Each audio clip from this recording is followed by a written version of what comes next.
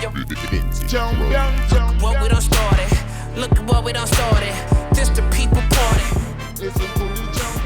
What's up, party people in the place to be? It's your boy, the MCEO, the BKMC, Talib Kweli. This is another wonderful, fantastic edition of the world's best podcast, The People's Party. And as usual, and as always, I got my wonderful, intelligent, lovely, talented co-host Jasmin Leigh in the house with me, holding down the fort. What's up, Jasmin? How you doing? You know what? I'm doing amazing. I don't know when this is coming out, but it's my birthday weekend, so I'm having a blast. Well, guess what, Jasmin? Your birthday weekend is also very close to my birthday weekend. So shout out to all the Libras in the house. It's a big Libra season, big Libra energy. I'm feeling good. I just got my official COVID test. Yes. You know what I'm saying? So I just ran in here. I'm good, at least for now, until I run into some other people out there in this pandemic world that we are now living in. But yeah, Jasmin, I'm excited about today's guest. Me too. I think we're going to have wonderful conversations. How's the baby? She's doing well. Eating as usual. Okay, good. My baby doing the same thing. Okay, so today our guest is a legend in the activism, academic, political, organizing space. She is the department chair for Pan-African Studies at Cal State, Los Angeles, one of the co-founders of the Black Lives Matter Los Angeles chapter. You might have seen her in the documentary The 13th, where she spoke about criminal justice reform, one of my favorite subjects, or on the show Good Trouble, where she's a consultant and a character on screen. She also has a very famous TED Talk, where with the subtitle that I personally love, Resistance is the New Normal. That's one of my favorite things I've heard recently. We're talking about a woman, ladies and gentlemen, who is still 100% out in the streets, ground zero, fighting for the people. She's constantly organizing protests, speaking, rallying people together, pushing for legislative action, organizing the masses, showing up in person, answering the calls. In the process, she's been treated like an enemy of the state. But I promise you, this woman is one of the best friends that America and the globe could possibly have right now. We need her more than ever. Ladies and gentlemen, the People's Party is proud to welcome Melina Abdullah. Give it up. Woo! Thank you. That was a great introduction. I feel good about myself after that introduction. Well, it's all earned and all deserved, and we try to give people their flowers here at the People's Party. Part of the reason we developed this show is to talk to people like you. We've had a lot of rappers on. We've had a lot of famous actors and comedians on. But as much as I love bringing those type of people on, and a lot of them are my friends and family, and a lot of them overlap in the activist space, using this platform to bring on activists and bring the type of activist work that you do to a larger audience is really what, for me, is the reason why we did this show. Right. And actually, I only met you one time, but we met doing activist work in Ferguson because we share a mutual sister in spirit. Rosa Clemente is my dear friend. And so I'm glad to be in space with you and get a chance to talk with you, not in the midst of chaos. So, well, in the midst of chaos, but not in the midst of chaos, right? Mm-hmm. Yes. Understood. Thank you for bringing up Rosa. When I was reading up on you, I thought the same thing. I read about you speaking on Rosa, and I'm like, we have to have met someplace before. Yeah. All right. So I want to start by talking about your TED Talk. Again, I like the title, Resistance is the New Normal. I try to live my life that way. In that speech, you said something that resonated with me. You said, our sanity and our humanity depend on our resistance. We're resisting so that our children can live and walk in a world that's really free. Can you explain for people who might not understand how crucial movement work is to shaping America's future? Sure. So this world is intentionally and deliberately created in this way, right? So every system that we live under, it's not like we stumbled into these systems that put Black people at the bottom of every single social, political, and economic measure. Manning Marable writes about this, right? That these are designed intentionally to produce these outcomes. When we talk about policing evolves from slave catching, which intentionally put targets on the backs of Black people. And so it's important that as we think about these systems and the ways in which these systems seize upon us, prey upon us, exploit us, that we not submit to those systems. The only way we preserve our sanity and humanity is by resisting those systems and becoming abolitionists in our approach. One, seeking to topple the systems that seek to keep us oppressed, seek to exploit us, seek to profit from our demise. So we have to topple those systems, and we have to engage in what Robin Kelley calls our radical imagination and really envision new forms of public safety, or old forms of public safety, right? Forms of public safety that are indigenous and helpful to who we are as Black people. So forms of public safety, forms of healthcare, forms of education, economic structures that are liberatory, not oppressive. During that same TED Talk, you used the phrase white supremacist, patriarchal, heteronormative capitalism often. For those that don't know or have never heard of these words put together in that exact way, can you break down what that means and why you have made it your life's work to resist it? Sure. So it's really important that we think about how we stand at intersections, right? That we stand at the intersection of racism, of sexism, of heterosexism and transphobia, of capitalism, and that we're oppressed according to all of these different axes, right? So when we use the term white supremacist, we're talking about the precise way in which racism actually works, right? We live in a white supremacist system. We live in a patriarchal system, a system that seeks to exploit women. And I mean by that cis, trans, gender nonconforming women, seeks to exploit us according to gender. And then, the way in which people are exploited and oppressed according to sexual orientation, sexual identity. And then finally, the way in which capitalism is kind of a overarching umbrella that utilizes all the different forms in order to extract money and profit from us. And there's other axes we could add in, right? Like, I know that some of the oppression that I experience is because I'm a Black working class woman, but it's also because I'm a Black working class Muslim woman, right? And so how does that play in? So it's really just talking about those intersections of oppression. Yeah. Word up. Right now I'm in Yellow Springs, Ohio, which is sort of like a blue dot in a red sea. This is a very, very sort of progressive town. There are Black Lives Matter signs all over the place. There's a strong Muslim community here. Dave Chappelle, who has a lot of Muslims in his family and is a Muslim as well, he's here. Antioch College is here, and that's part of why that added to the sort of progressive nature of this town. It's an anomaly. It's an open carry state.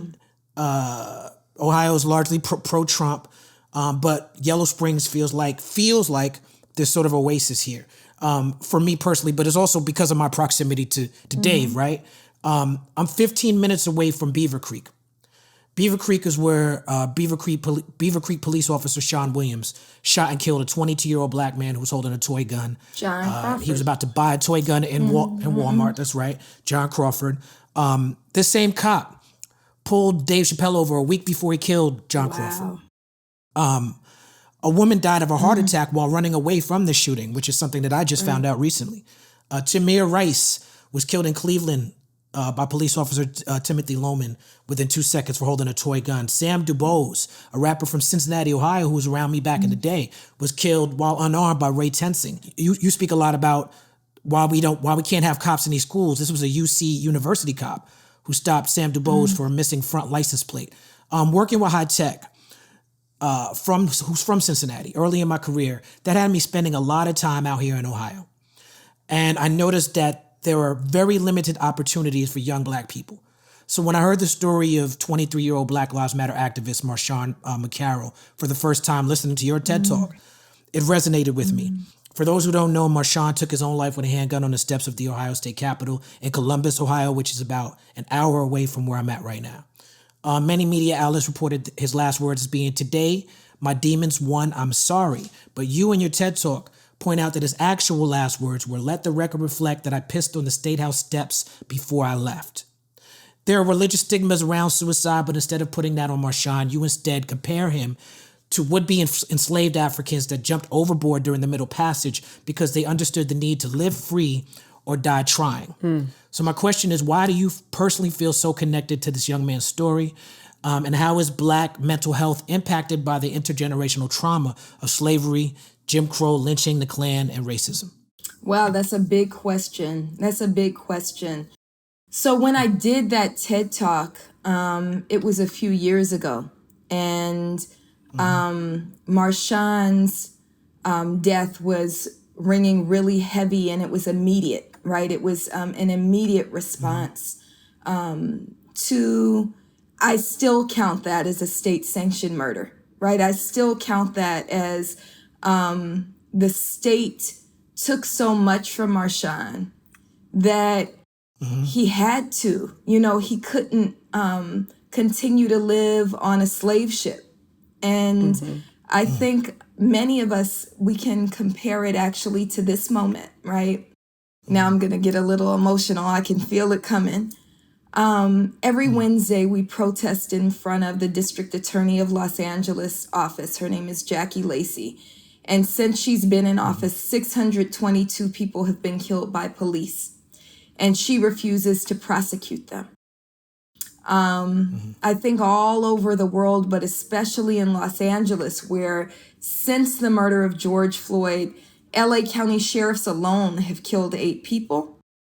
And then there's more that have been killed by LAPD and the other smaller policing departments.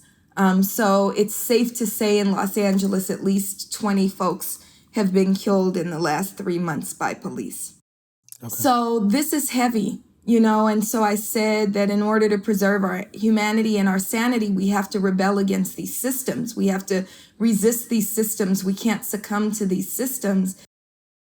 And at the same time, the way in which the struggle is constant, the way in which the war declared on Black people is constant, weighs heavily and takes a toll on us.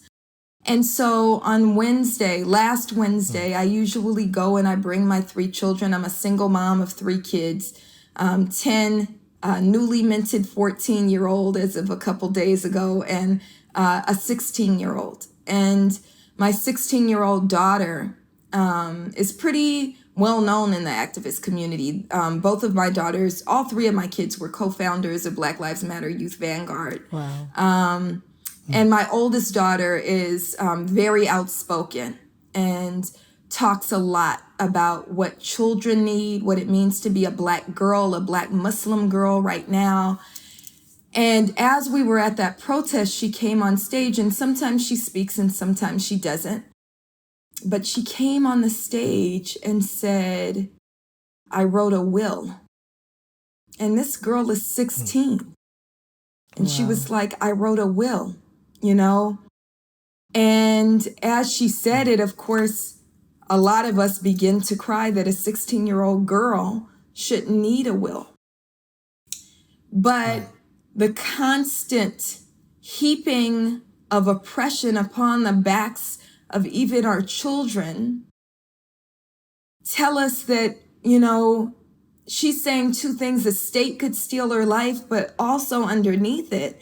And what I feel with my middle daughter as well, who I've had to hold in the midst of all of it, is how do you keep them from breaking, right? Mm-hmm. How do we keep ourselves from breaking? When we think about what happened yesterday, where Breonna Taylor's murderers were given a green light, we're given a pass. We're allowed to steal the life of this 26-year-old young, vibrant, beautiful woman who was putting herself on the line for other people. And the state stole her life and was told, hey, it's okay. You didn't do anything wrong except, maybe some stray bullets that went into the apartment of the white folks who lived next door, right? I was blessed to be a part of a documentary that this beautiful filmmaker, Ogie, did on Black women. It's called Invisible Portraits. And she said, who are Black women to you? And I said in the film, and I'll echo it here, that Black women are divine. Black women are divine. That's right. But the society that we live in tells us that we're the opposite of who we are. And so this question about mental health, right? And I mean that for Black women, but I mean it for Black people as well, right? They try to tell us that we're not who we are. And that can be torturous. It is torturous.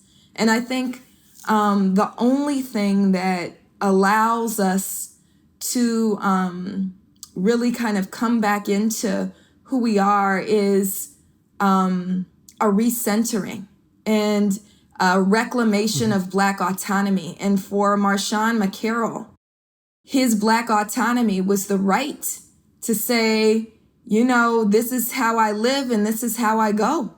And I'm a resist on my way out by pissing on the State House steps. It's a lot going on. I know a lot of my friends are dealing with their mental health and everything too, especially Black women, because it just feels like the world doesn't care about you. And you just have to keep telling yourself that you do matter, that you do deserve to be here, because it can really get overwhelming. During that same TED Talk, you also said that Black unemployment rate is almost double that of other races. White households on an average bring in 15 times more income than Black households. There's clearly a racial wealth gap. How do we best go about solving it? So I'd love for us to talk about what autonomy means, right? So, Malcolm X is still right. You cannot have capitalism without racism. You cannot. So right. Undoing capitalism is a Black issue. And so we have to think about how to do that, how to imagine new economic systems. We've been accused recently in Black Lives Matter of being Marxists. I'm going to say straight up, I'm not a Marxist. I'm an African socialist, right? Because Marx came to the party late. Right? It is an African principle that people should have all of what they need. And that if we live in a world of abundance, there's no shortage of food or housing or any kind of resource, right? It's totally possible and plausible for everybody to have great health care and great education, right? And, I'm looking at you as you're, doing this and nursing your baby and looking beautiful all at the same time. And that's right. In African societies, you'd have a whole team of people around you to, after you nurse Marco, you can hand her off to the mama or the grandma or whoever else, the sister who's there, right?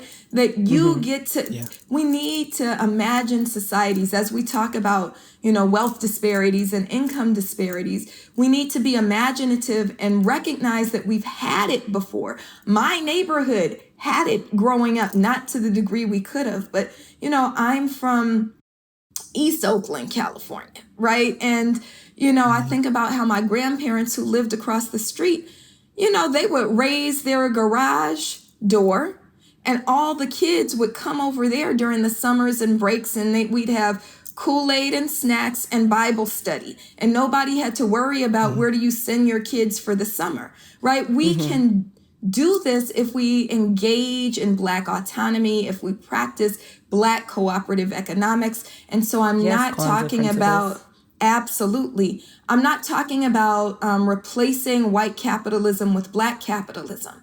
I'm saying that we have indigenous to who we are as Black people, as African people, a principle, a guiding principle of Ujamaa, cooperative economics, that we cannot allow people to fall. We have to meet everybody's needs, and we have the complete capacity to do so.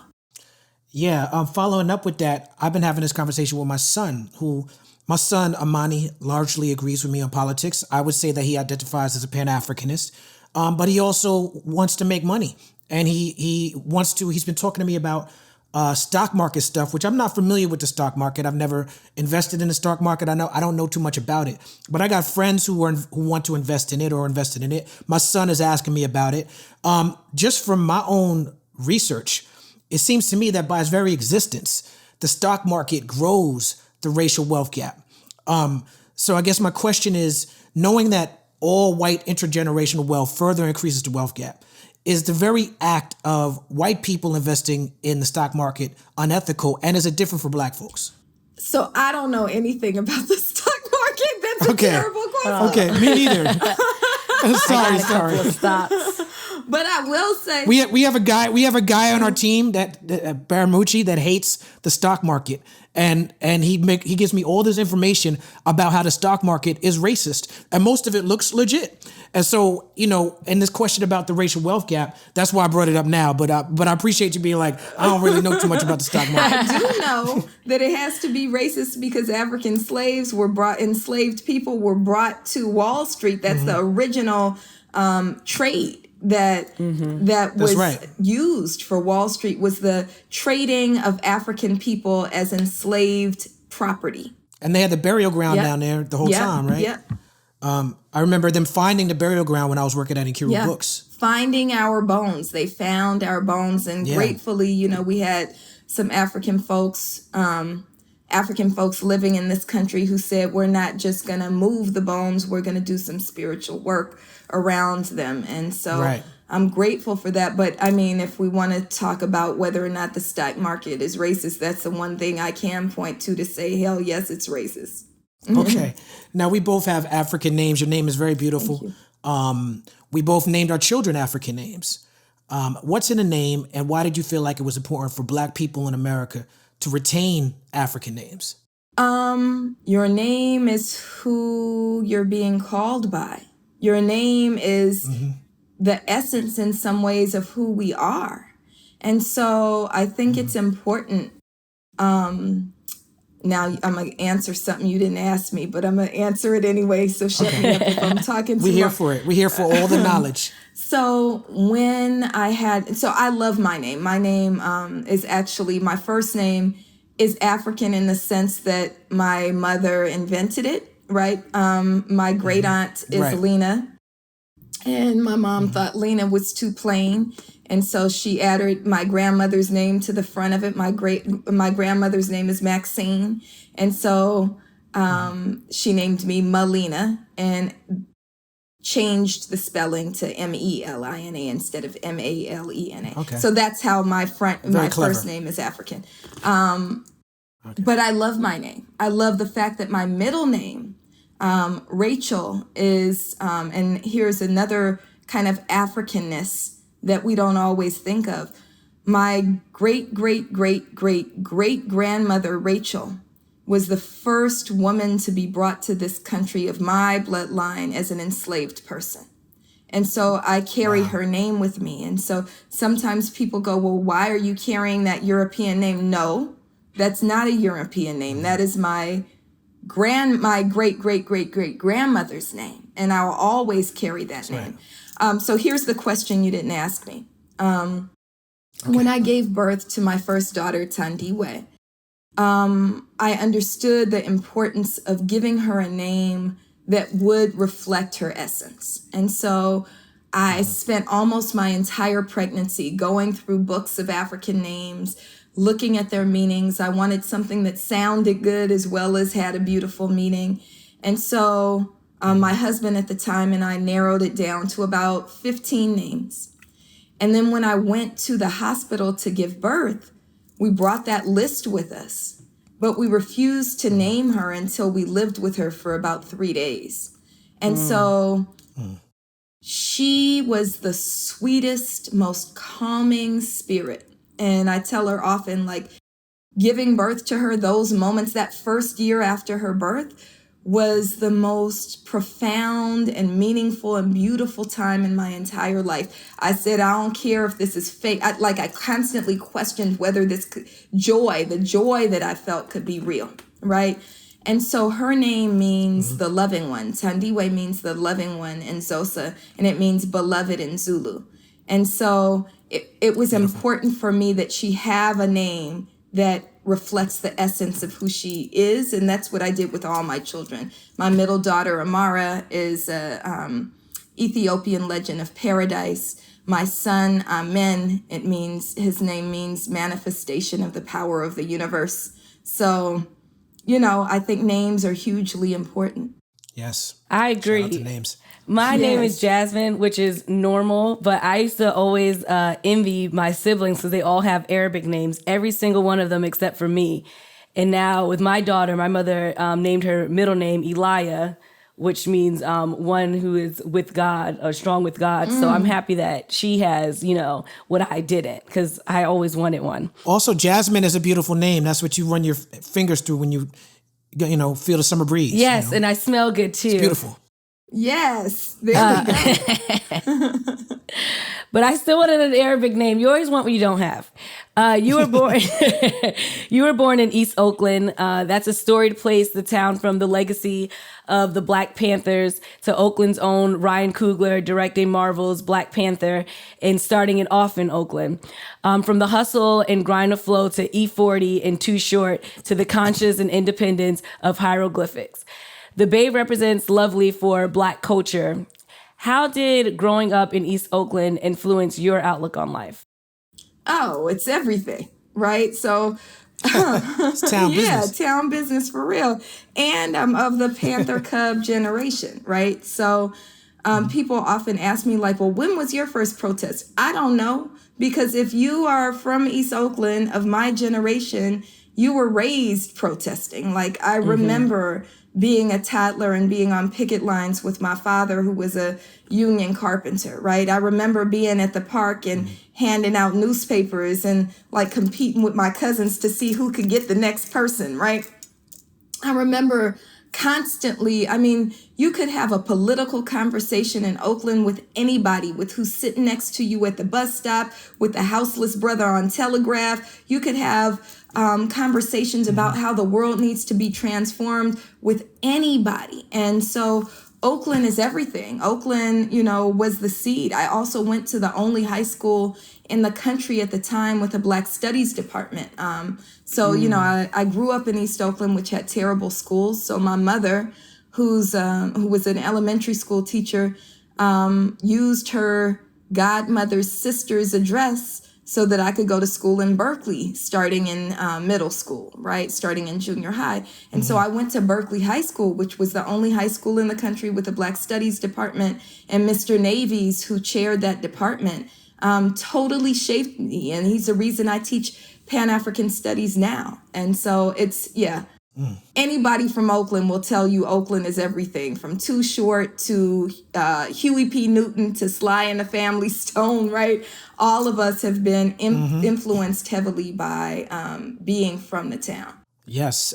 When I first took a Greyhound bus to Los Angeles, I met Mystic Journeymen at the Good Life Cafe, and they invited me up to Oakland, and I hung out with them in Oakland. And then I got to Berkeley. Shout out to my man Chris Riggins from Berkeley. It's Leopold's. That's in Berkeley, right? Yep. I saw Del the Funky Homo Sapien at Leopold's. I saw the Who Riders at Leopold's. I was hanging out with Hieroglyphics and Hobo Junction. And so that year, 1995, me spending in the Bay Area helped to shape me a lot as an MC. The whole E40 and Too Short, how they independent. Right. Conscious Daughters and Boots Riley and the Crew and all them. The Bay Area is very influential to me as a writer and as an artist and as an activist. You mentioned Pan-Africanism. Can you break that down and tell us what that means? Explain the concept of reparations and why the concept of reparations is based on Pan-Africanism rather than an allegiance to America. Yeah, so that's a big question. So I'm going to do a shorthand version of Pan-Africanism, right? Pan-Africanism is the idea and the understanding that Black people, no matter where we are in the world, are connected, right? So we can think of the works of people like George Padmore, of people like Kwame Nkrumah, of Kwame Ture. And it's the idea that you can't get free as an African living in America without struggling for the freedom of the continent, without struggling for the freedom of African folks in Latin America, without making sure that the Caribbean is also free. It's the reason why we have to constantly keep our eyes on Haiti, right? We can't, just pretend like that. I'm going to say something that's probably going to get me in trouble, but we are not African Americans, right? We are not African Americans. We are African people who live in what is America, right?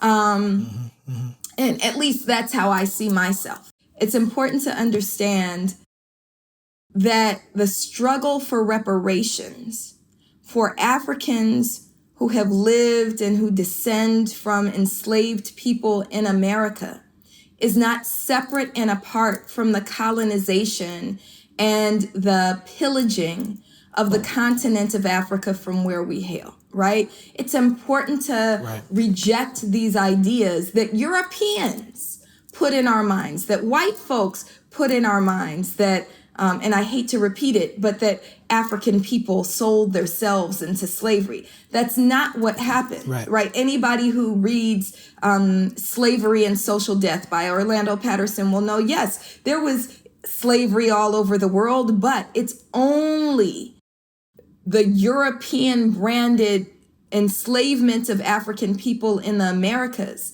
that centered dehumanization, right? And so it's important to understand that where there would be the enslavement of people on the continent of Africa, people were enslaved for reasons like they were prisoners of war, they owed a debt, they were had committed a crime, and that status as an enslaved person was not hereditary, that their children, their descendants were born free, right? And anyway, I could go into all the rules and that kind of thing, but as we talk about reparations, we're absolutely owed reparations. This country is built upon the stolen land of indigenous people and the stolen labor and lives of African people. And so we are owed that. And so people will say, well, that happened a long time ago. Well, one, it wasn't that long ago, right? So we need to think about 1865, my great-grandfather, the person who I was telling you who kept his garage door open, he is the son of a slave. He was born in 1900. His father was enslaved. So the man who was most influential in my life is the son of an enslaved person, right? So it wasn't that long ago. But two, let's say that somebody stole your grandfather's car, right?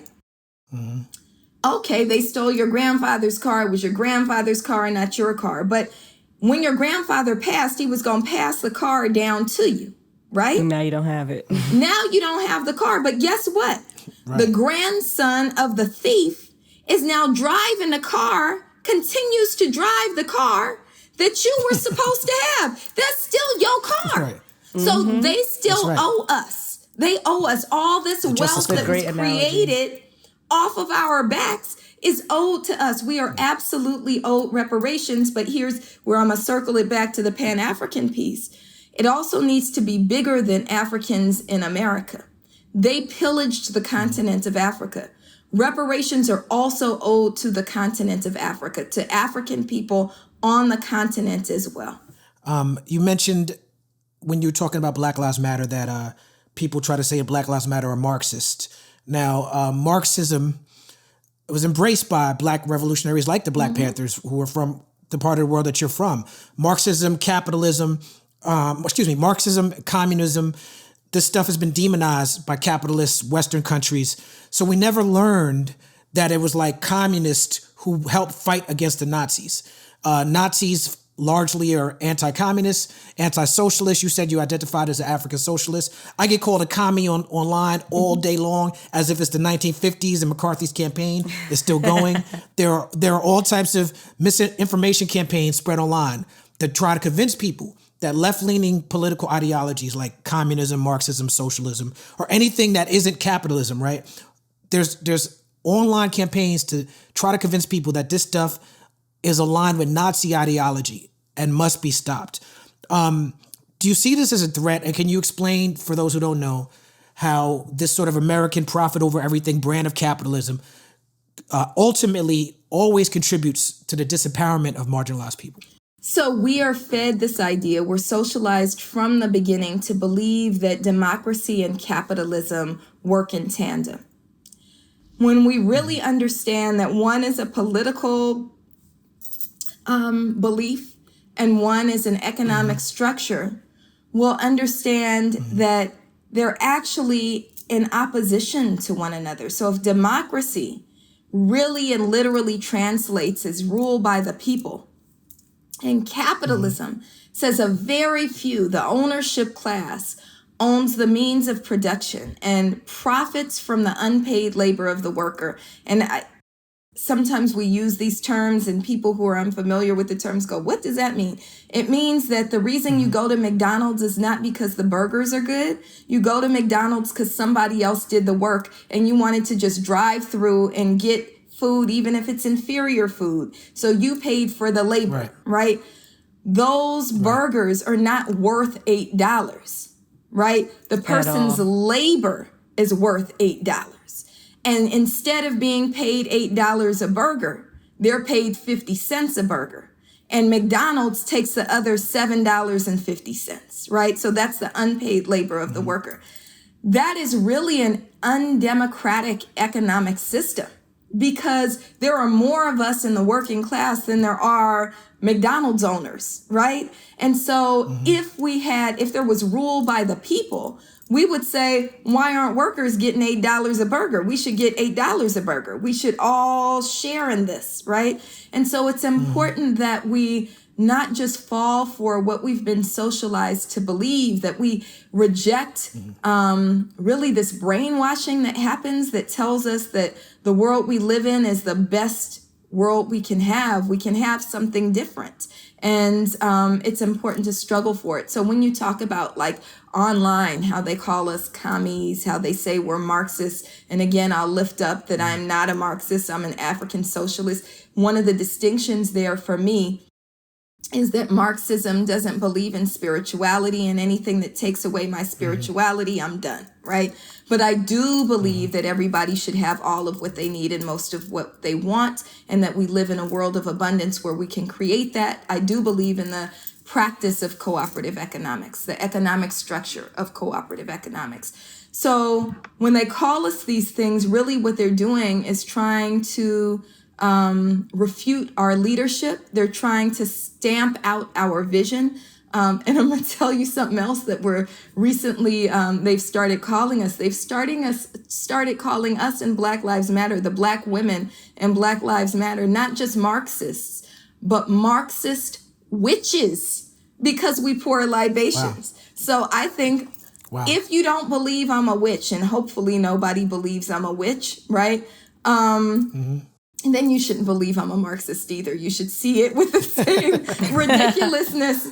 I've told you. I mean, there are some good witches. You could be like Glenda the Good Witch, or Sabrina, Sabrina, not the one that's on Netflix, the one that was before Netflix, the bright and happy. See, we showing our ages here. My reference is Glenda. Yours is Sabrina. I mean, I watched Wizard of Oz too, but yeah, Sabrina's my girl.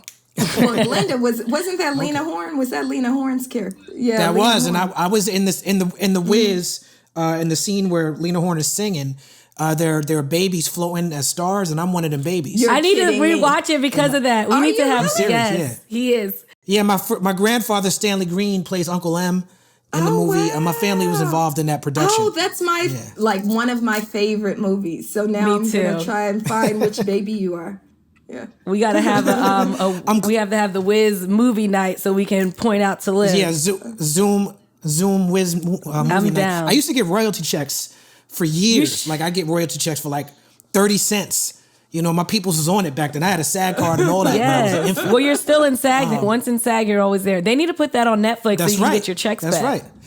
But Melina, I'm glad you mentioned, sort of you separated yourself from Marxism because of the spirituality thing, right? And that's something that I've noticed personally. Just Bernie Sanders is the mainstream idea of what socialism is, right? And you have these people like they call them Bernie Bros, but I found, we were talking to Hannibal Buress and how I got trolled by Bernie Sanders supporters because he had bought a building. And they were like, eat the rich and we're going to cut off your head and stuff like this. And he's like, damn, as a black man, I can't even try to have some financial stability in my life. And even with me, like, when I noted that Bernie Sanders had supported Biden, they were like, the Bernie Sanders supporters, they start calling me a slave of the Democratic plantation. And the idea that, the idea that a white progressive could call a black man a slave and use the same language against us that the GOP is using just because we noted that your guy is now supporting the establishment choice. Right. You know, that to me is that removal of spirituality for people who try to put these sort of economic class ideologies over race and say we should only talk about class and we shouldn't talk about race. So for you, how do you reconcile those who filter America's failing with the failures of capitalism and those who filter America's failing through the history of slavery and Jim Crow and all that? You know, what's your take on the argument between what's more important, class or race? I don't think we have to choose, right? I mean, I think that, again, Malcolm X said you cannot have capitalism without racism. Absolutely, we have to topple capitalism. But I know you've been to Cuba. You know, there's, Yes, ma'am. So I have an uncle who was there.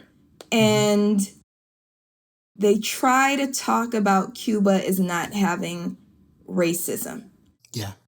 And I love Cuba, so I'm not going, you know, it's a beautiful place to be. There is, you know, a lot that we can learn from Cuba. The first trip that I took to Cuba, there was a sister who cut her foot and it got infected and she walked into the hospital and they fixed it and gave her medicine and that was it. And then she left and she wasn't even Cuban. It was like awesome, right? We went into these women and children houses that they have in every neighborhood where, you know, only women and children can go in. They do each other's hair. They talk about like sex and, you know, it's really a beautiful space. However, I think that there's a lot of emphasis on what the end of capitalism in Cuba meant in terms of race that isn't actually completely true. And I watched as some of my sisters who were darker skinned than me, when we went to the beach in Cuba, how the police treated them and the assumptions that were made about who they were. Now, I was okay because, you know, I'm lighter skinned, but for darker skinned Black Cubans, there was clearly some, at least colorism. And so I think it's important that we're honest about capitalism is the end to capitalism is not going to completely solve racism, that we have to be willing to undo all of these interlocking systems of oppression and engage in them fully. And especially white folks who are leftist and who call themselves socialists or Marxists have to understand the complication of things for Black people, right? Have to understand that even as we call ourselves socialists, there's also this idea of how do we still support our families, though? And there's kind of some contradictions. Like, I remember when people came at BLMLA because we forged a partnership with One United Bank, the largest Black-owned bank in the country, which is really not a large bank, but we forged a partnership because they were helping to pay for the funerals and college funds of people who were stolen by police violence. And they were like, oh, you're a capitalist. No, we're not capitalists, but where is your money? Your money's at Wells Fargo, be quiet, right? And so what are the contradictions? And so I actually went to one of my babas who's a member of the San Francisco 8, was one of the early members of the Black Panther Party. His name is Hank Jones. And he was like, you know, there's always contradictions. There's something that we practice called survival pending revolution. And I think for white socialists and white Marxists, they don't get what it takes for Black people to survive. And sometimes there's going to be contradictions. And we have to work on toppling racism and sexism and homophobia and transphobia and capitalism all at the same time. And sometimes you and your white self are not going to understand what we're doing. All right. Remember earlier before we started, I said that I was a fan. I am a fan, and you're on one of my favorite shows, Good Trouble. And I really like watching the show because it really talked about things that are going on today, and specifically with the protesting, and how you guys showed how you have like the secret meetings, how you have to pick who's on the front lines to make sure, you know, people don't get used to them. I don't know how true the show is to what you actually do, but I do know I've been a part of some BLM protests and everything, and getting the text messages and going to the meetings of that nature. So I really think that show is important. Can you tell me, how do you feel like that show and programs like it can help move forward the progressive movement and the cultural conversation by inspiring and activating a new generation? Sure. So that is one of my life's joys, is being on Good Trouble. I love being on Good Trouble. And it was the vision of Patrisse Cullors, who's one of our co-founders. So Patrisse is an artist. She was consulting on Good Trouble, or was brought in as a consultant on Good Trouble. And everything that we do around the BLM storyline is really true to who we are as Black Lives Matter. In fact, one of the scenes from last season where we did this disruption inside this fancy hotel lunch was something that Patrisse and I actually did. And we had our children with us, actually, at the time that we did it. Rosa's daughter was with us. Did someone actually have a restraining order as well? No. So there is no restraining order. But a lot of it, most of it actually comes from who we are as Black Lives Matter.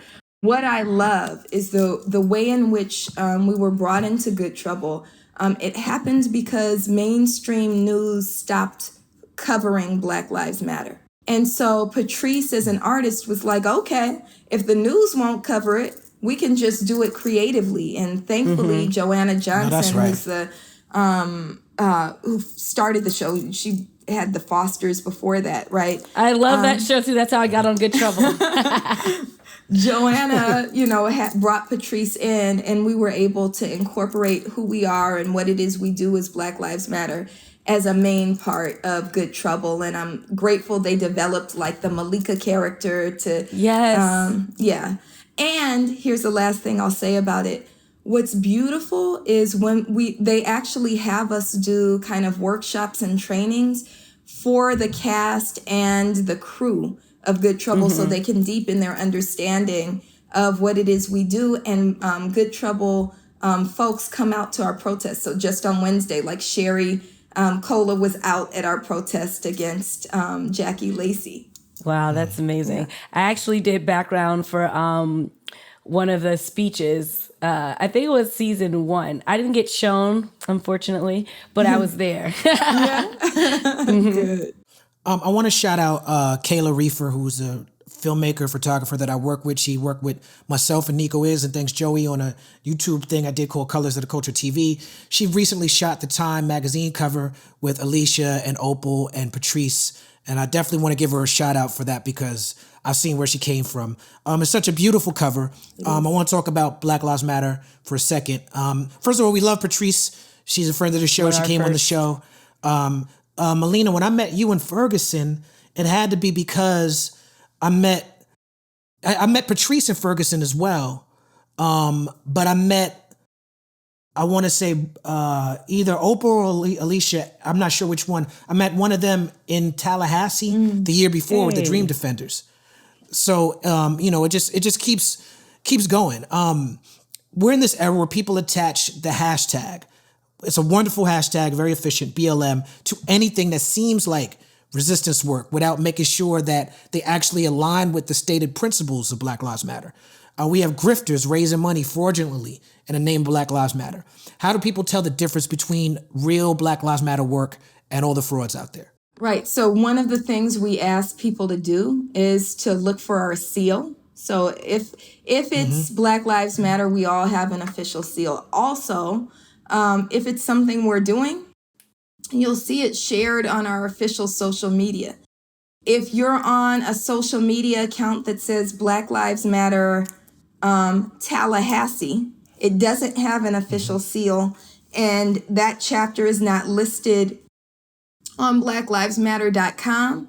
They might be doing great work, but they're not aligned with the global network or with our newly launched Black Lives Matter Grassroots, which is doing the on-the-ground work and kind of organizing across chapters that we're doing. So we ask people to do that. And that's also to say, we do have a few folks doing what you're saying, right? Like trying to profit from Black Lives Matter.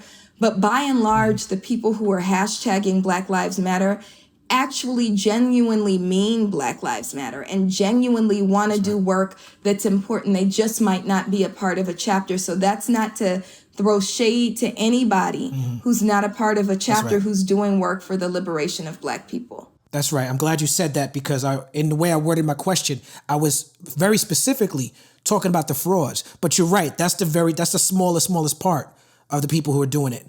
So it's important that people feel comfortable in supporting the movement in whichever way they can, right? Right. I think it's important to note that Black Lives Matter engages in the same type of civil disobedience, or in the spirit of the same type of civil disobedience that Martin Luther King and the civil rights leaders engaged in. And that while Black Lives Matter, I think, and you could correct me if I'm wrong here, but while I think Black Lives Matter agrees with Dr. King when he says a riot is the language of the unheard, by and large, Black Lives Matter is out there engaging in peaceful protests.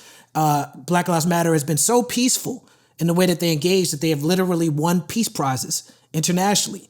However, Patrice wrote a book called When They Call You a Terrorist, because Black Lives Matter is often called a terrorist group by law enforcement officials. You had Los Angeles police show up at your house, guns drawn, with your kids at home, and later say you were swatted. Correct me if I'm wrong about this. The LA Attorney General has targeted you and charged you with several misdemeanors, right?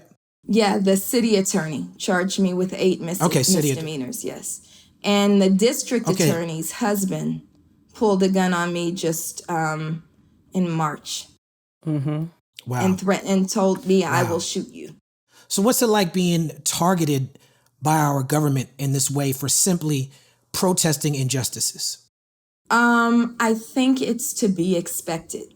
And so this is, again, all of these questions that you're raising, and this is probably why you do this well, they all connect, right? So it's the spiritual component of the work. There's spirituality to the work. There's a reason we pour libation. There's a reason why every morning when I wake up, I have to meditate, right? There's a reason why prayer work is important. There's a reason why, when we hashtag names, we're actually summoning the spirits. Like when we say Breonna Taylor, it can't just be because everybody else is saying Breonna Taylor. It's because we want to do the work in a way that really honors her and that is as righteous as possible, right? And in alignment with spiritual practices as possible. And I'm saying all this to say that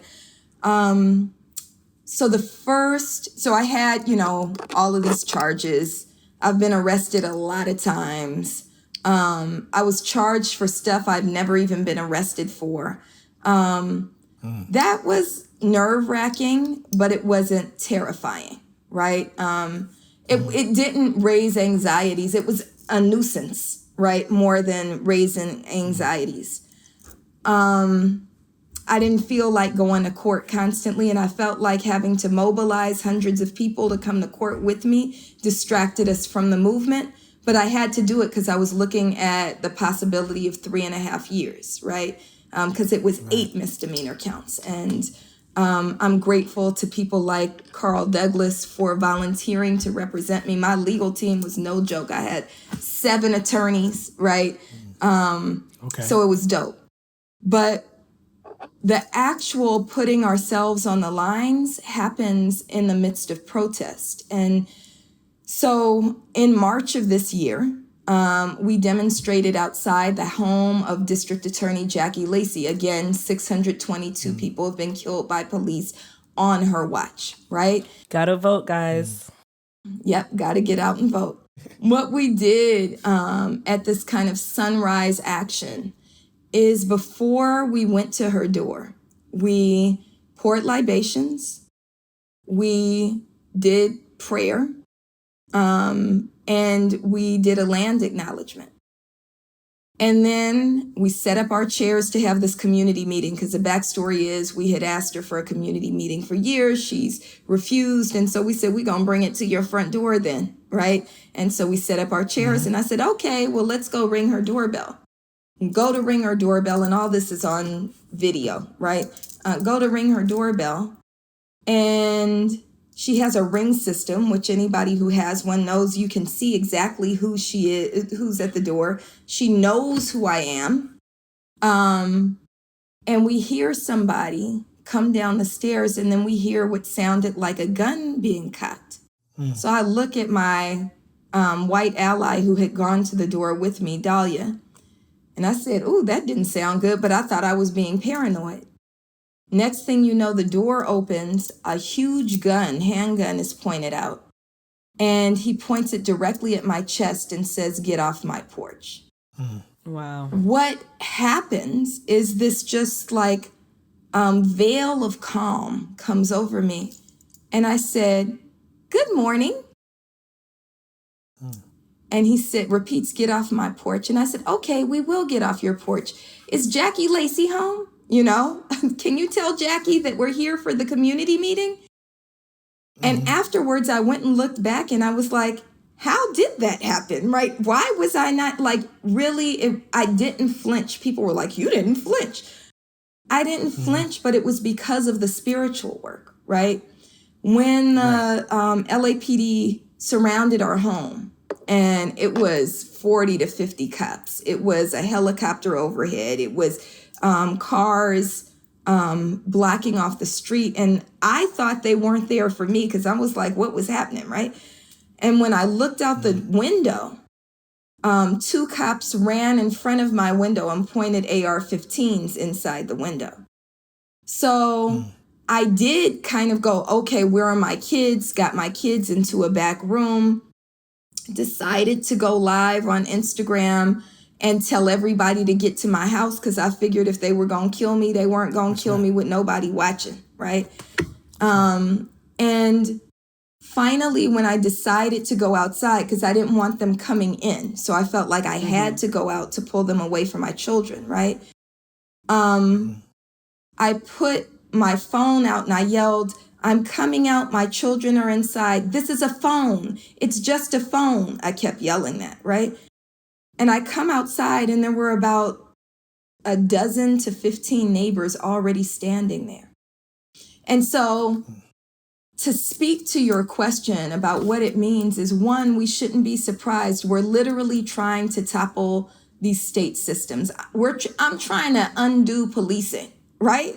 So for police to come back with force, that's to be expected. We'd be really naive to think we're going to say we're going to chant down Babylon and the system's not going to respond to us, right? The system responded to Jesus. How did Jesus get nailed to a cross, right? It was the state, right? So for us to be coming at the state, there's gonna be repercussions.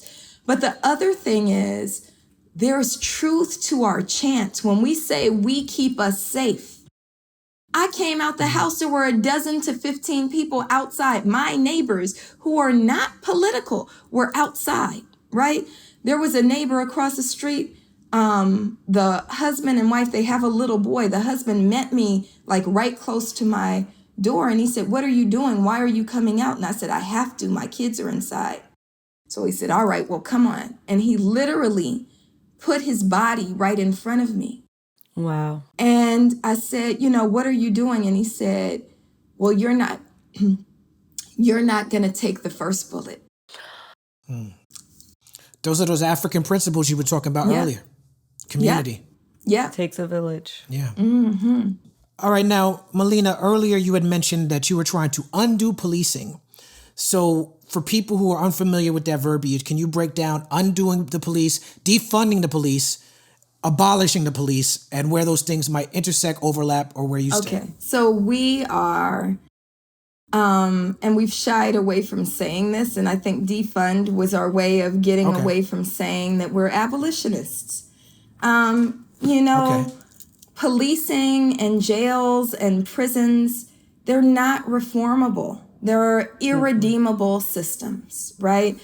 Policing, literally, and this is not disputable, this is my professor had, I challenge anybody to go look it up, right? White criminologists will even admit this, that the American system of policing literally evolves out of slave catching. So when we think about what chattel slavery is and why it had to be abolished, and when we think about how ridiculous it would have been to say, well, let's reform chattel slavery, That's the same ridiculousness with which we have to meet people who say, let's reform policing. Policing is a vestige of chattel slavery that has to be abolished. So what happened about 6 years ago is we started looking at budgets. And in Los Angeles, we spend upwards of 50% of our city's general fund on LAPD straight up, right? And then we looked around and most major cities spend about that. And so we said, as we were sharing this information with people, everybody, regardless of where they were on the political spectrum, said 50%. That's crazy. And so it became really easy. It resonated with people when we said, you think the amount should be reduced? Okay, let's defund the police. So people didn't have to take an abolitionist stance. But when you defund the police, you really are on your road to abolition. The other thing I'll add is when we say defund the police and when we say abolish the police, I think people don't understand that, you know, if we think about Mama Harriet Tubman as an abolitionist, or David Walker as an abolitionist, right? Or Henry Highland Garnett as an abolitionist. They weren't just seeking to end slavery.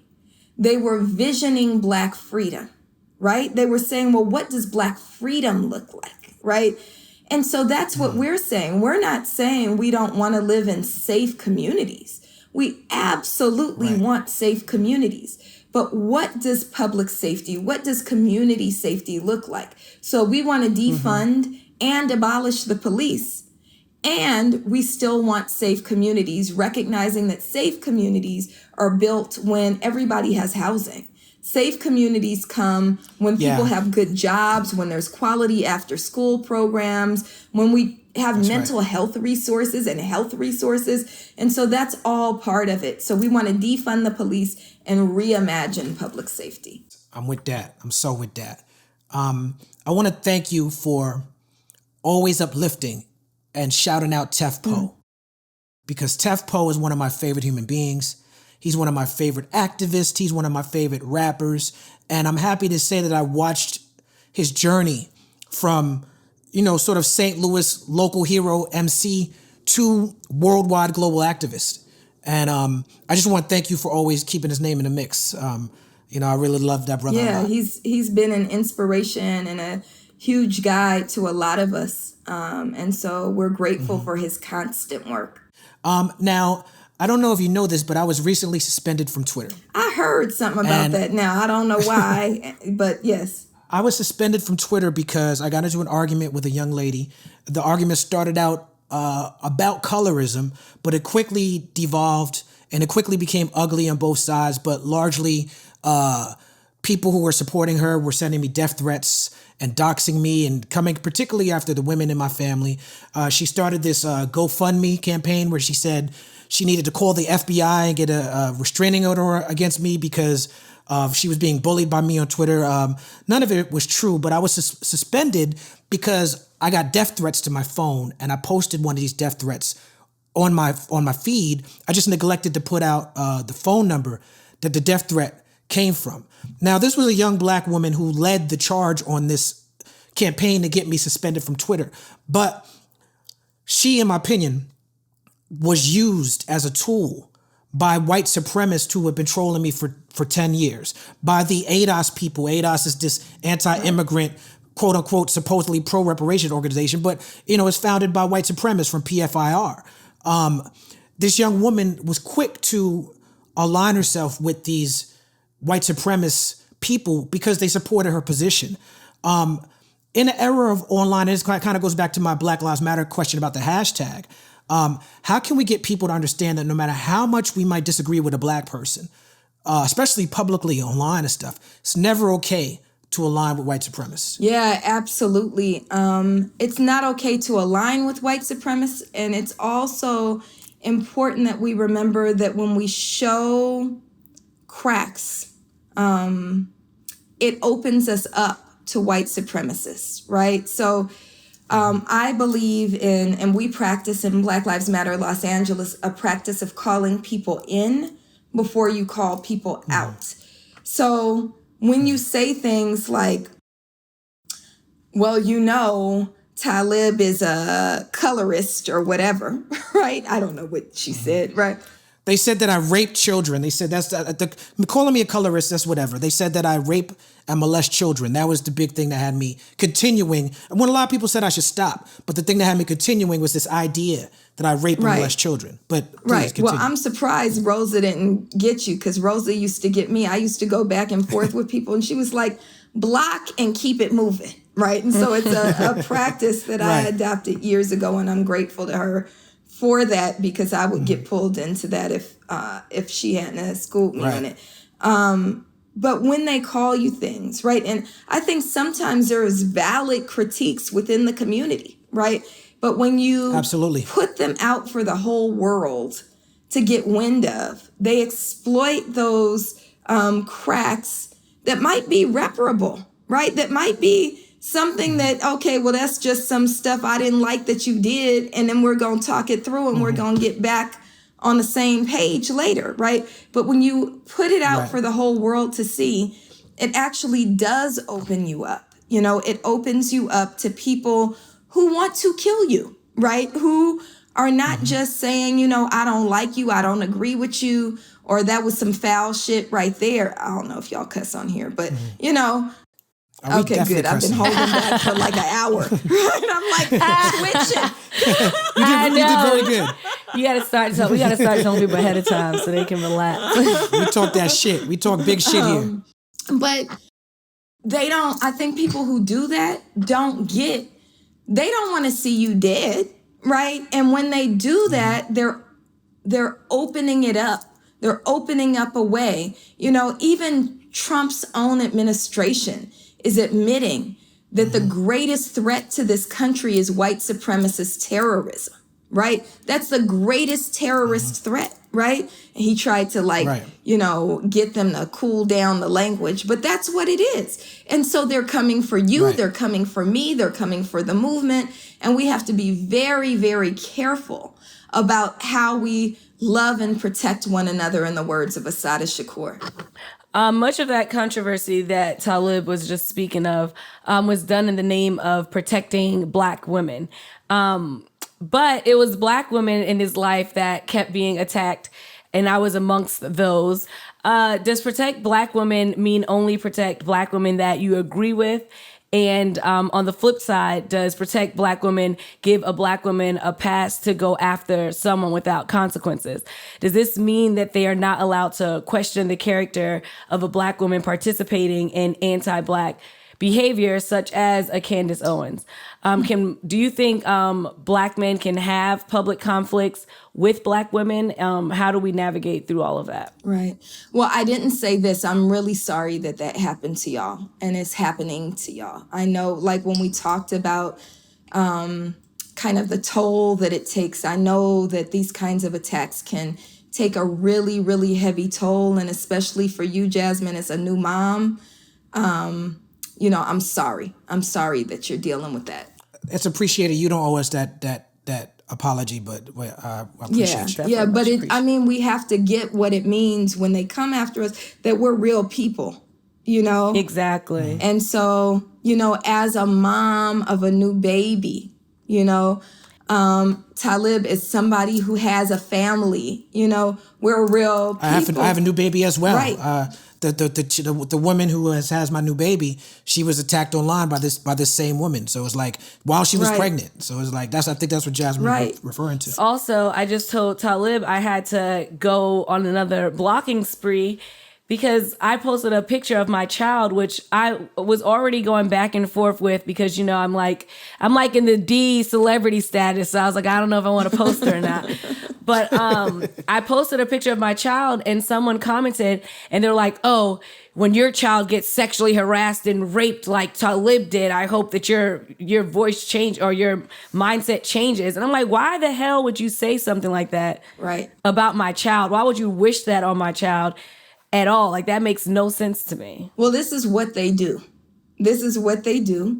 When you talk about Black women and disputes with Black women, we always have to, you know, Zora Neale Hurston says all skin folk ain't kinfolk, right?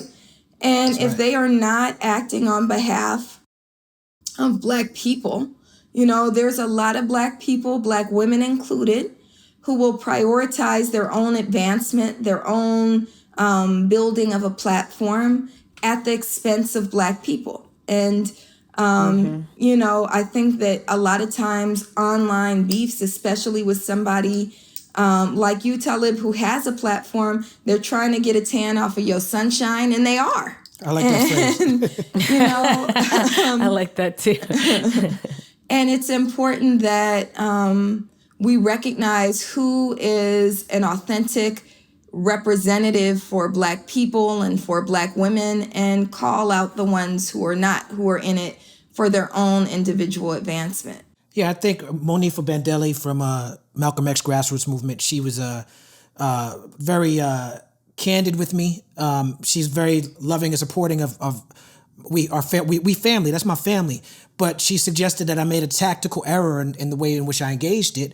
And, you know, I think that me trying to engage someone who is not what you just described, but someone who is not really for the movement for Black lives, someone who's really not about that talk, me trying to have a conversation with someone who honestly said they weren't here to have this conversation, that was an error on my part. And I think that, you know, I saw consequences for it. But swinging it back to the women, because we were talking about, and once again, I appreciate your apology. You didn't have to give it. But I don't want to make this too much about my feelings, even though my feelings are involved in it. Bringing it back to the women, what can Black men, like myself included, do to better celebrate the activism of Black women, to uplift Black women who don't get mentioned, like the Ella Bakers, like the women who became the face of the Panther Party, Angela Davis, Assata Shakur, Elaine Brown, all of them, like women like yourself, the sisters who started Black Lives Matter. What does Black men supporting Black women, especially right now, with what's going on with Breonna Taylor, look like in your mind? Yeah, so I'm so glad that we should be friends, because you are in my head. So this morning, so last night, one of my best friends in the world, who's really my brother, Kendrick Sampson, he's an actor on Insecure, but... Yes, he's doing his Thug Thizzle. Oh man, I love, like... I didn't mean to say Thug Thizzle, but he's doing his thing. Thug Thizzle came out. I love that brother. Socialization. He is like my brother in the truest sense. And we've been getting down together for the last 5 years. And he, you know, really does tremendous work for BLM. And he's also somebody who allows Spirit to lead him in his work. And we also both have terrible sleeping habits. So, you know, at 4:00 in the morning, we'll text each other, "What you doing? What do you think that we should be doing for Breonna?" And we always like immediately text back, because we're both up, because we don't sleep, right? So went to sleep very late at night thinking about Breonna, and then woke up early thinking about Breonna. And Spirit sometimes speaks to me. And I know people think that's weird for me to admit, but shoot, Mama Harriet Tubman admitted it, so I'm going to admit it. Sometimes Spirit speaks to me. And Spirit woke me up and said, and I've said this before, repeated words that I said, that Black women are divine. Black women are divine. And so I thought about the narrative that they're trying to ram down our throats about Breonna, right? That she and her partner are responsible for her own death. You know, think about how terrible that is. That, you know, they're coming for activists who are trying to stand in the name of Breonna. That online here in Hollywood, you know, a truck just ran through the protest last night and ran over somebody, right? Ran over 2 people, but seriously injuring 1 person. And then a second car tried to do it, but missed. And they blamed the protesters. And it was so heavy. And then I thought about, like, well, why don't we just reclaim, well, Spirit said this, why don't we just reclaim Black women's divinity? And so one of the things we're going to be working on is this idea that Black women are divine, and we don't need them to validate it. We need to validate it. So having all over the country these gatherings of Black women's divinity, and the role that I think Black men need to play is, I mean, honestly, you know, I think a lot of us, and I don't want to speak for you, Jasmin, but I'll speak for my daughter. feel betrayed in some ways, right? By Black men, who, you know, talk bad about Black women and say, you know, this is the reason we date white women, right?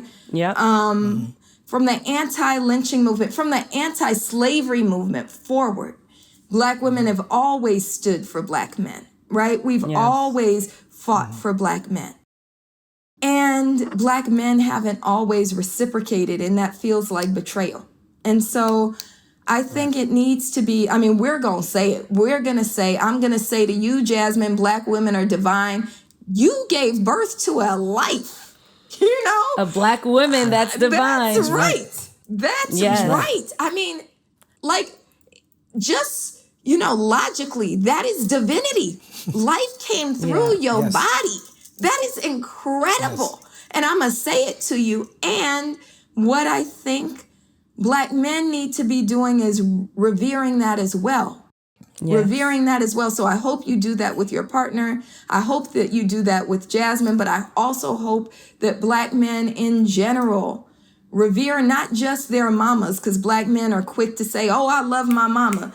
Your mama is not the exception, right? Your mama is the rule. This is who Black women are. And so we need you to revere our divinity. I feel like Black women are definitely just feel drained right now because of the whole Breonna Taylor situation. And then also, I don't know if you're familiar with the Meg Thee Stallion situation, whereas she just got shot by, she said she got shot by a fellow artist.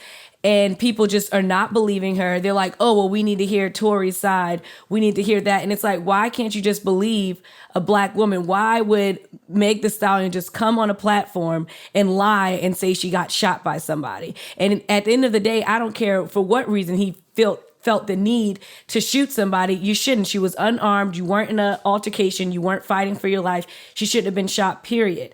And he just released a whole album pretty much talking about the shooting, and it's so many Black men online talking about, yeah, I knew it wasn't what it said it was. And it's just so disheartening because when a white woman goes online and complains about something, all of these Black men will sit there and, you know, show sympathy for her. But when it happens to our own people, if it's not your mother, if it's not your sister, you don't have the same sincerity. And it's really draining to me and a lot of the Black women I talk to. Right. My kids just checked my Instagram. They were like, why are you following Megan Thee Stallion? I was like, because I want to hear about what happened with this shooting, right? Because I also feel like and this is us like suppressing our own divinity, right? She covered for him. I know. She covered for him. I mean, that's loyalty, but it's also us saying we don't have the right to say what's happened to us. And I get why she covered for him, right? And I could get into a whole thing about my marriage. That speaks to a whole different thing. Yeah. I've been in abusive situations and I covered. But I also think not just the possibility of being in an abusive relationship there, but the idea of this no snitching code. Yeah. That it's not, and no snitching from what I could tell started with activism. Right. It started with we are protecting activists in our community, but then it becomes this thing where it's like no snitching applies to social media. It applies to people are applying it to things that has nothing to do with. And I think our community is we don't really see that no snitching code, which is helpful to some aspects of our life in resistance to white supremacy, but we don't view it through the right lens, and it could be harmful if we're not sharing our stories in the right way. Yes. Also, I think as a songwriter, I just gotta say, if you're trying to say you're innocent, the worst way to do it is to put out a damn song. Like what is? I don't even know. I don't even know what his song was about. I'm not listening to it. I read a couple bars on. I read a couple bars, and the bars were like, yeah, but you're not saying you didn't do it. I'm just confused. It's like, I don't know. Maybe I need to listen to the album, but I don't feel like it. As the kids say, it's confusing to me and my homegirls, and we don't like it. But you know what you're pointing to also, though? It gets back to the reimagined public safety. Because where did she have to go to say this is what happened? and get some semblance of justice for what happened without getting the state involved. That's right. We don't feel safe going to the cops. We shouldn't. Yeah. And she shouldn't. Yeah. We shouldn't go to the cops. She shouldn't. But we should have circles of people we can go to who would have pulled him, and there would have been some form of justice that was meted out. Agreed. Right. Agreed. Men, I find myself saying to men often, we have to get out of the habit, going a little bit back to what Jasmin was saying before, saying, hey, you can't disrespect women because I have a daughter. You can't disrespect women because I have a mother or I have a sister. It's like, if that's the only metric you have for not disrespecting women, you still have a lot more work to do. Exactly. It shouldn't be because of the proximity to women that you have in your life personally. It should just because you shouldn't women disrespect are women just because divine. it's the right thing to do. To not disrespect women. So, Jasmin, when I said you were divine because life came out of you, I also want to uplift that Black women are divine whether or not they can give birth. So I mean cis Black women, I mean trans Black women, I mean gender non-conforming Black women. In fact, in many African spiritual practices, in some aspects of Islam, right, there are concepts of people who are gender non-conforming as being the closest to Allah, the closest to the Creator. So I want to make sure that I'm clear when I say Black women are divine, I mean all Black women are divine. That's right. That's right.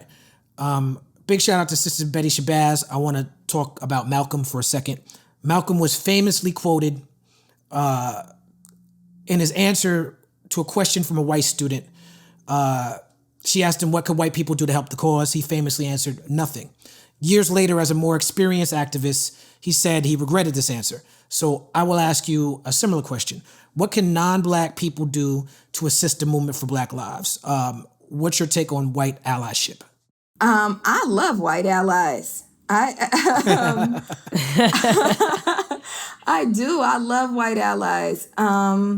So Rosa, we keep talking about Rosa. Rosa's a constant talking point in my life all the time, no matter what I'm doing.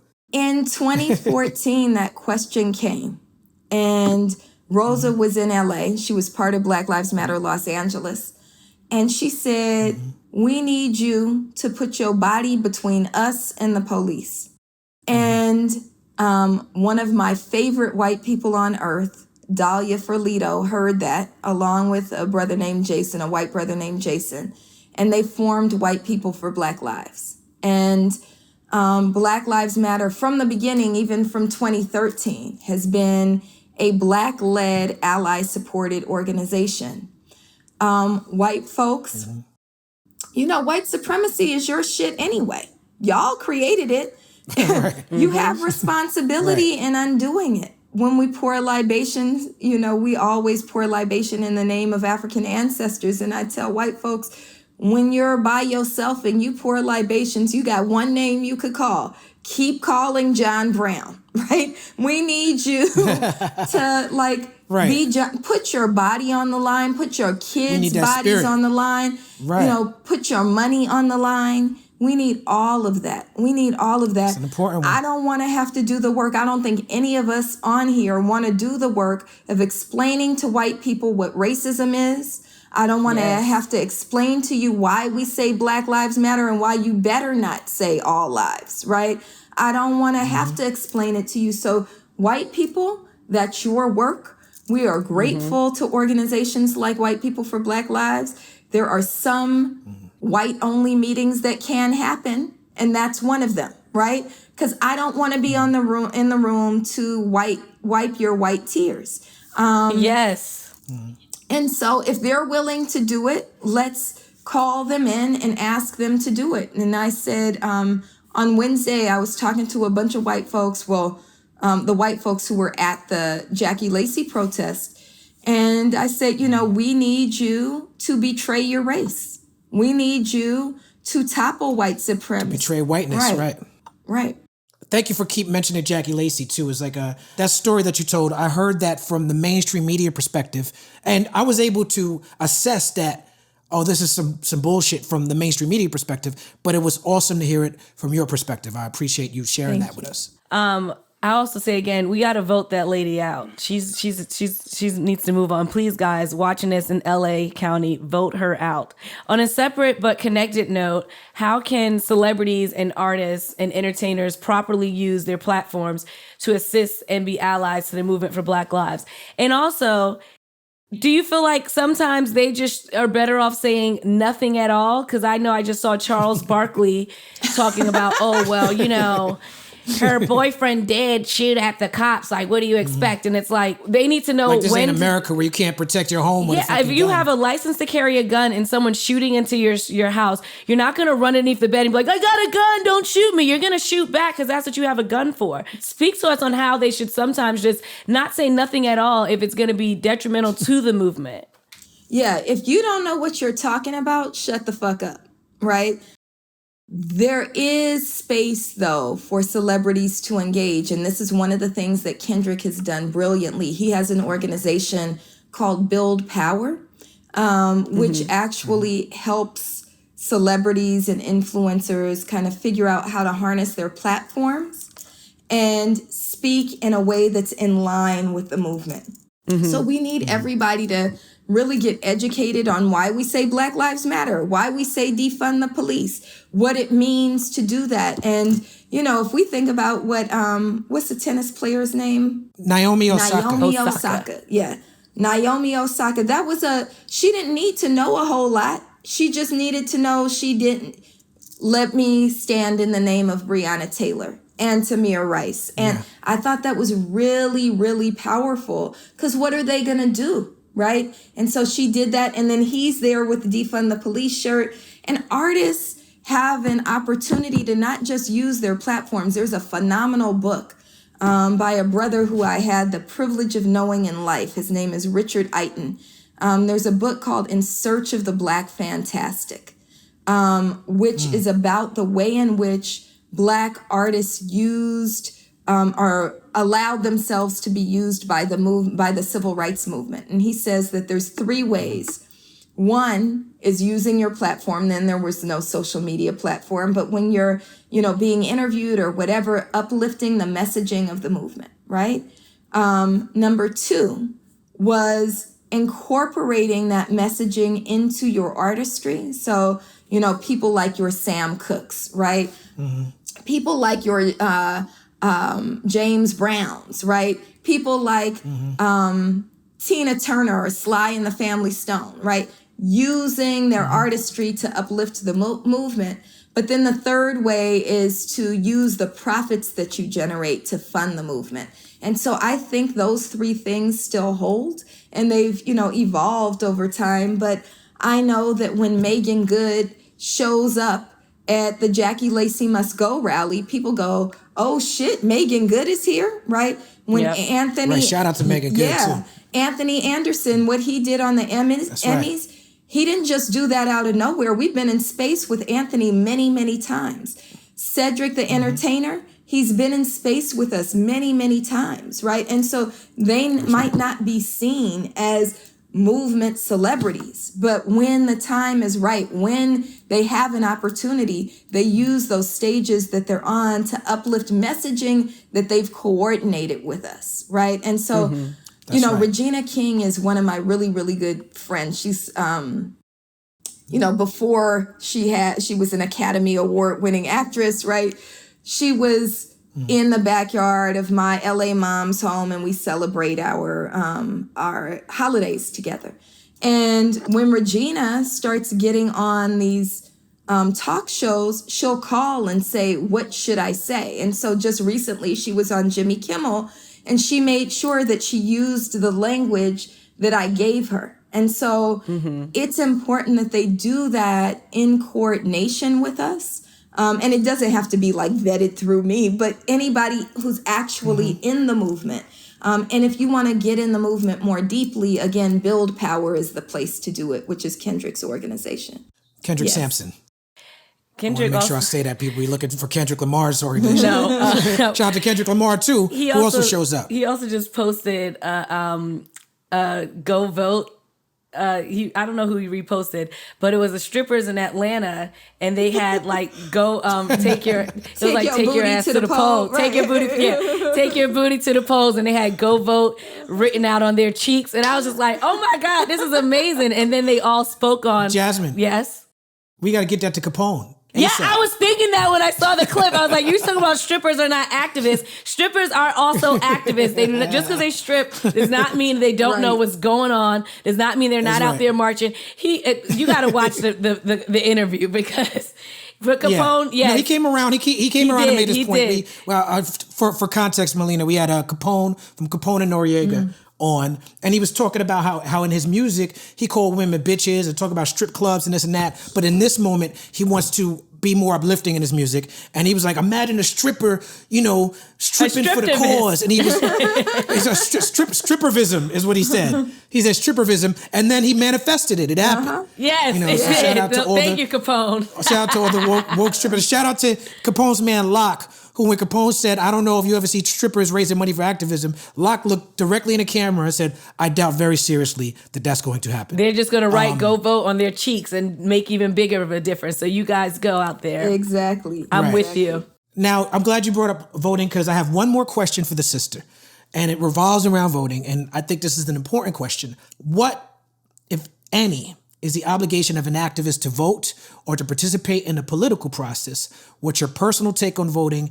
And for those who don't understand why someone would choose not to vote, can you help them understand why disenfranchised people have the right not to vote? Oh, okay. So you're going to get me in trouble with my mama and with some activists. I mean, we doing it all. So I personally believe in voting. And I think even as a movement person, I believe that everyone should vote. As a spiritual person, I believe everyone should vote. I think that you do not have the right to call on Fannie Lou Hamer and not vote. And so I don't think you necessarily have to vote for the Democratic choice. Definitely don't vote for Trump, but I don't think that you have to vote for, what the establishment parties say that you have to vote for. But I think that just in honor of our own grandmothers, we need to vote. I also want to draw folks' attention to that there is a lot of attention that's being paid to the top of the ticket, right? That we have to vote Trump out. I'm not completely convinced. In fact, yesterday he said it. I'm not completely convinced that even if he is legitimately voted out, he's going to leave. He said he may not, right? Right, that's right. And so he's going to be a squatter in the White House. Right. I think unless somebody drags him, and he'll have the court on his side, right? Unless somebody drags him, he probably ain't leaving in January, right? I'm not calling that into existence, but, he said he would. But you're a realist. Yesterday he said, I am not going to commit to a peaceful transference of power, even if I lose, right? And he questioned the voting process while he did it. Right. So there's the top of the ticket. I'm going to vote against Trump for sure. Right. However, there's also all of these other issues on the ballot that we actually do have some power over. Right. So in Los Angeles, I keep saying it. District Attorney Jackie Lacey has signed off on the murder of 622 people at the hands of police. She has to go. We have to vote her out, right? There are other measures, ballot measures, Prop 16, which will make affirmative action constitutional again in the state of California. If we look at, what's happening to Black students, I'm an educator. Cal State system, which is supposed to be the university system to which everyone has access, is down to 3.4% Black, right? My campus, which is in the blackest or the county with the most number of Black people of any county in the state, is down to 3% Black. We have to vote yes on 16. Prop 17 will restore voting rights to formerly incarcerated people who finished their prison terms. Shouldn't they be able to vote? We got to vote yes on 17, right? In LA County, we have a measure called Measure J, which they don't want to call it this, but it's absolutely a defund the sheriff's measure. It takes their money and puts it in things like mental health and housing, right? Don't we want more money to go to mental health and housing? We have to vote yes on J. Absolutely. So even if you don't like any of the presidential choices, and I want to also be clear, you can also write somebody in. You don't have to vote for, Biden or Trump. Make it up if you don't like the choices, right? But you need to absolutely vote for other folks and other measures that appear on the ticket. And so I'm going to be voting. I've never missed an election. Except one time I missed an election when they moved my polling place and didn't tell me. Do your research. As you were saying, the different propositions that are going to be on there, I have my list of things that I've been getting phone calls, I've been watching commercials, and I have everything written down so that when I get there, I know what I'm supposed to be voting yes and no on. Because Christmas treeing is worse than not voting, because you might be voting for something that you have no idea that the damage it's gonna do later on. For sure. Now, I wanted to add, because I'm sure we all have these people in our lives, people who feel so disheartened by the process that they just cannot square with themselves morally, spiritually, to vote. And you're right to point out that it's largely people who are only focused on the top of the ticket, right? But I've heard you speak about this in other places, and I'd like to hear you speak about it on this show, why shaming people, particularly disenfranchised people, for not voting is not an effective strategy to get people to understand some of these things that they need to be voting for. Right. Let me be real clear and more specific on that. The Democratic Party and Democratic voters shaming people who don't want to vote for Joe Biden is problematic, right? I think shaming overall is problematic. But I'm always angered when the Democratic Party chooses terrible ass candidates. Like anybody who was running for the Democratic nomination was better than Joe Biden, right? But they picked Joe Biden and they want to tell Black people there's something wrong with us, or young Black people in particular, that there's something wrong with them for not voting for Joe Biden. Why'd you pick Joe Biden? Right? Like, that's somebody we can't get behind, right? Why didn't you pick Julian Castro? Because that's who I was for, right? Right. That's who Rosa was working with. There goes Dick. Rosa comes back up. If Julian was a nominee, I would be precinct walking every damn weekend if it was Julian, right? But you picked Joe Biden and then you want to shame us for not voting. Nah, shaming doesn't work at all. But you can't choose a terrible candidate who we told you from the beginning we're not voting for him, and then say what's wrong with you for not voting for him. And this is how you get me in trouble with my mother, right? Because but my mother's the same as your mother, because my mother is someone who's blue no matter who, and I understand the logic and the tactical strategy behind that when you look at the system. But I also understand that she comes from a different generation, and I understand that it's hard to square. Like, it's hard to square how my mother feels with how my daughter feels, because my daughter's like, why should I vote at all? So there's also this. So when I say I think we should vote, right? And if you're not gonna vote for the top of the ticket, vote for those measures, vote for local electeds, right? Just vote, right? I think that's hugely important. I also know that no oppressed people have ever voted themselves into freedom. And I say that every time I get a chance, right? That we do not move. It's a misnomer to believe that we move from protest to politics. We have to vote. However, that's just one tool. It's not even the hammer in our toolbox, right?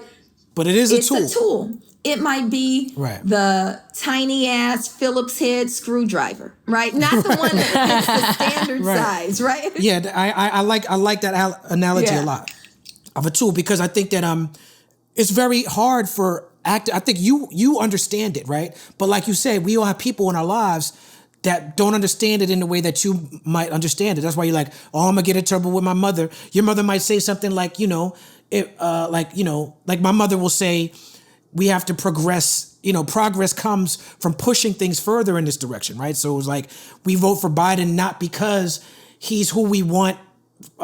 We don't agree with him on Medicare, or we want Medicare for all. Biden is against Medicare for all, but we have a better chance of pushing him to be progressive if we go that way. I think about Obama.